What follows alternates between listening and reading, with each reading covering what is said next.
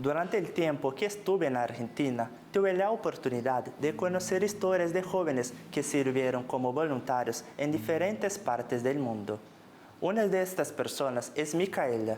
Ella sintió desde pequeña el deseo de servir a Dios, pero fue solo después de una serie de imprevistos y puertas cerradas que ella finalmente entendió que el plan era más grande.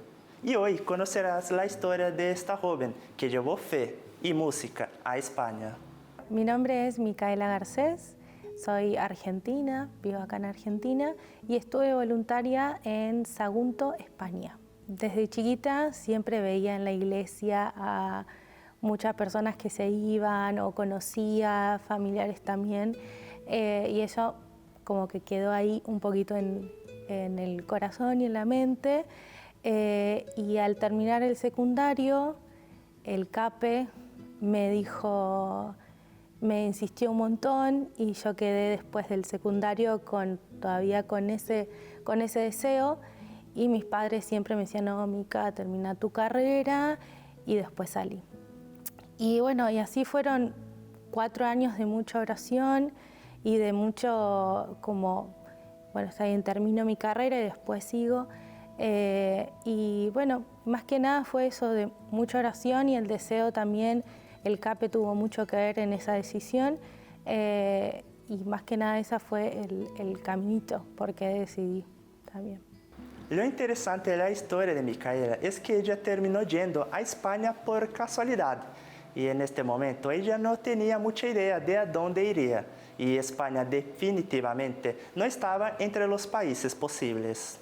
Fue un día de hablar con el CAPE y preguntarle dónde podía ir. Tuve otras entrevistas a otras partes y nada cerraba, nada había como decir, bueno, sí, tenés que ir acá, ¿no?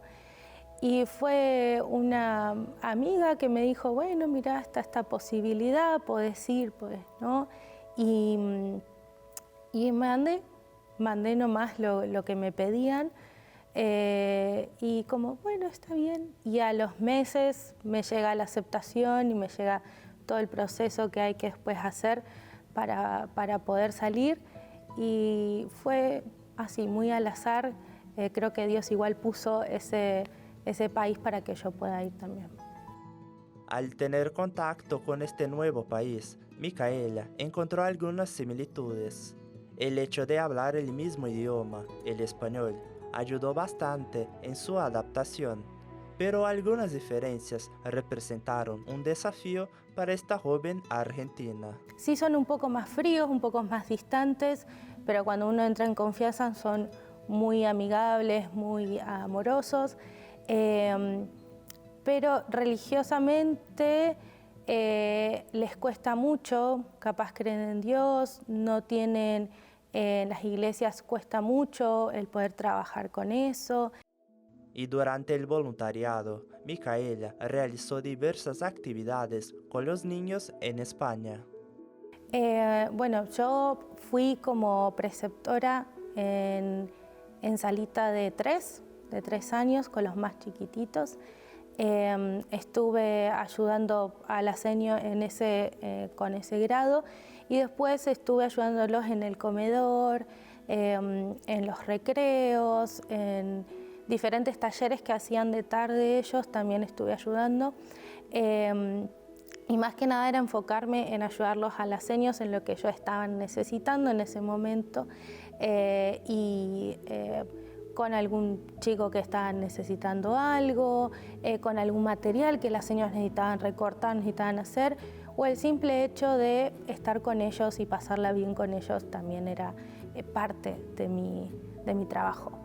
Capaz extra de lo que a mí me iba específicamente, trabajamos capaz mucho con la iglesia que estaba ahí, y el grupo de voluntarios donde fuimos, nos metimos en la parte de alabanzas de la iglesia, y eso fue algo muy lindo para mí.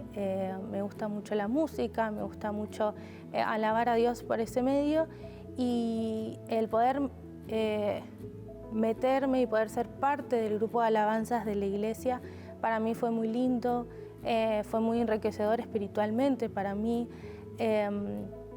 Y luego también específicamente en la parte de mi trabajo, los padres me venían a hablar, me venían hasta en el momento que yo me fui, que me estuve por volver, ellos me dieron un regalo, me dieron las gracias.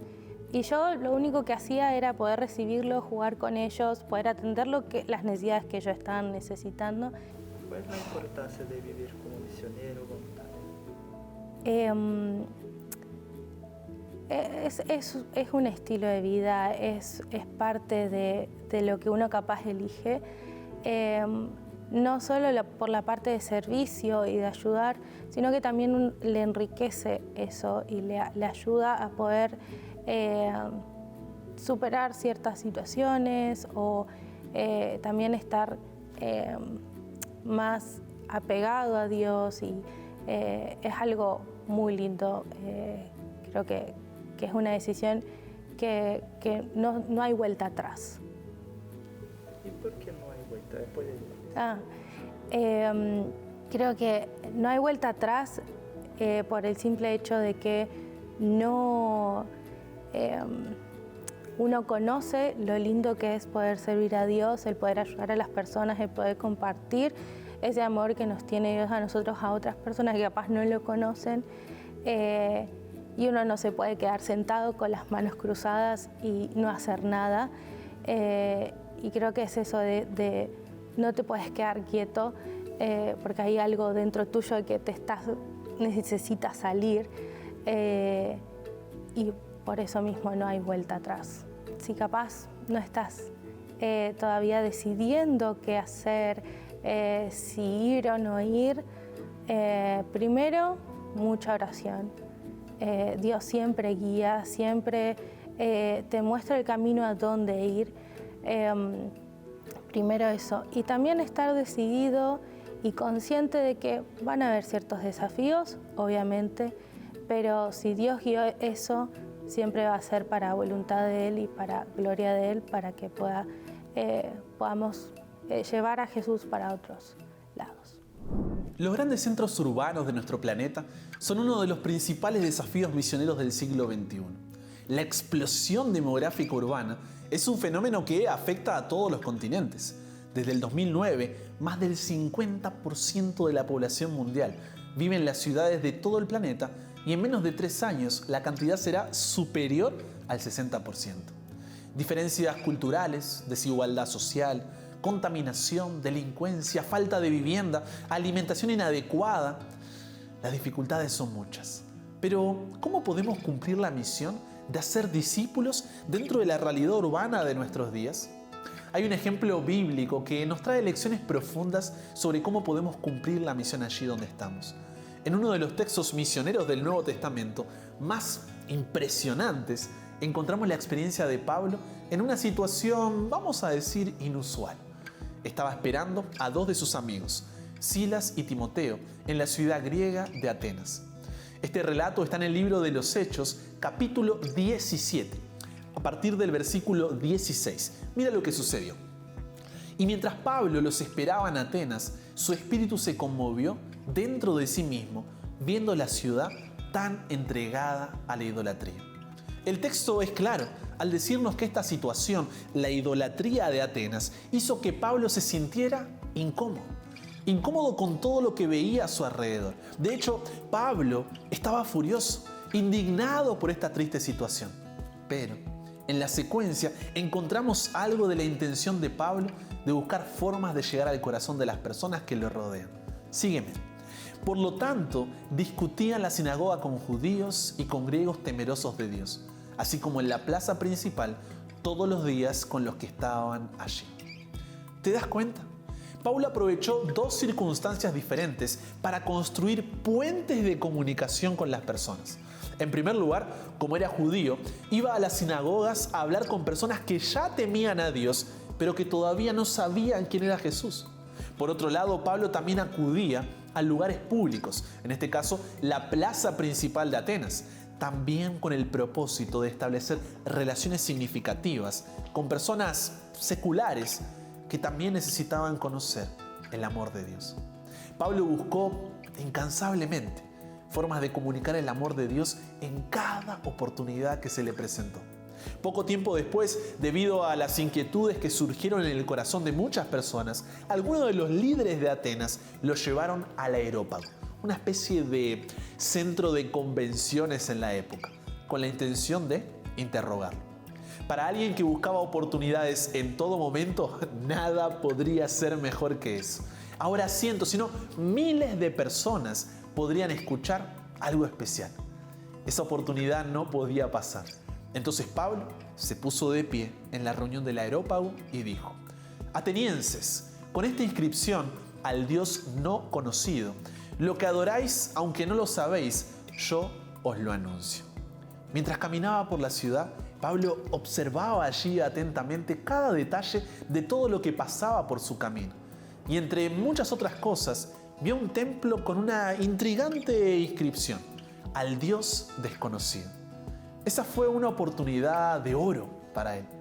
Pablo una vez más aprovechó una situación circunstancial para construir otro puente de comunicación con la gente de su época.